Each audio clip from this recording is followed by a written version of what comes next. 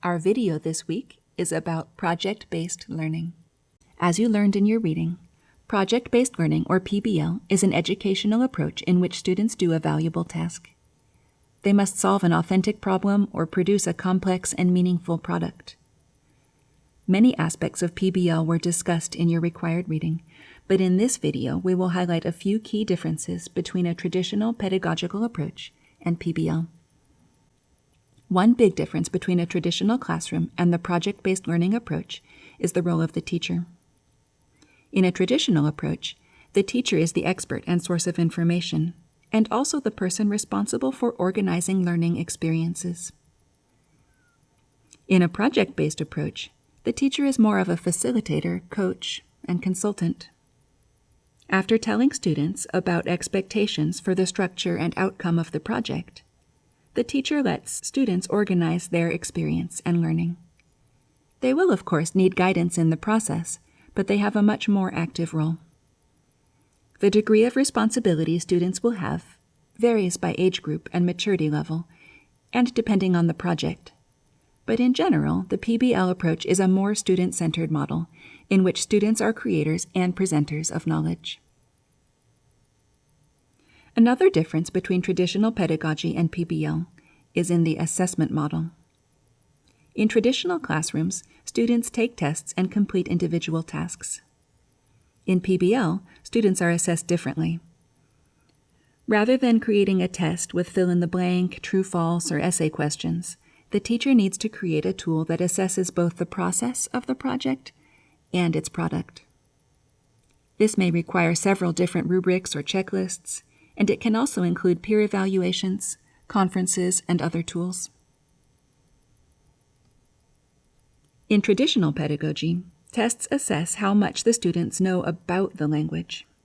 In PBL, the teacher assesses how well students use the language. For this, it is helpful to consider the principles of performance-based assessments. Performance-based assessments measure students' ability to apply the knowledge and skills they have learned. Although these assessments can vary, they share several key features.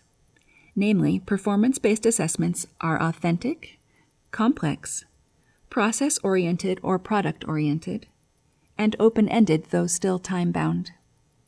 Projects are also an ideal opportunity to help students develop accountability and teamwork skills.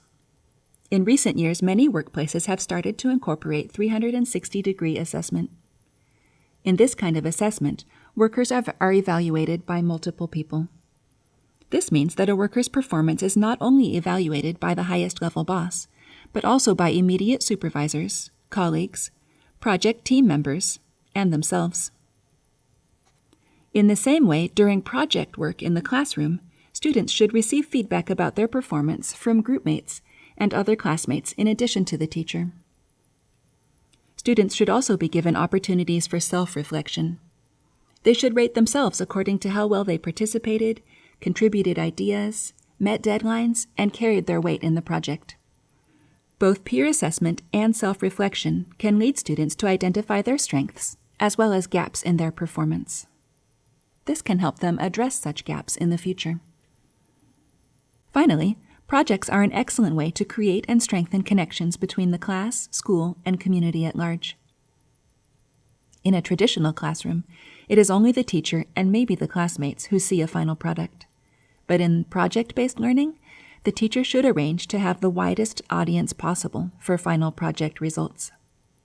For example, students can present live performances to parents, or to other English classes or the whole school.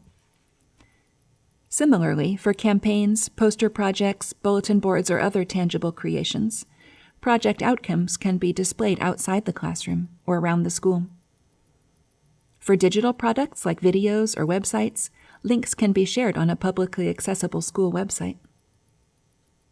The teacher should determine which wider audience is most appropriate for each product or outcome. The more students sense that their products will be viewed and valued by a larger community, the more motivated they will feel to create a high-quality product, and the more meaningful it will be.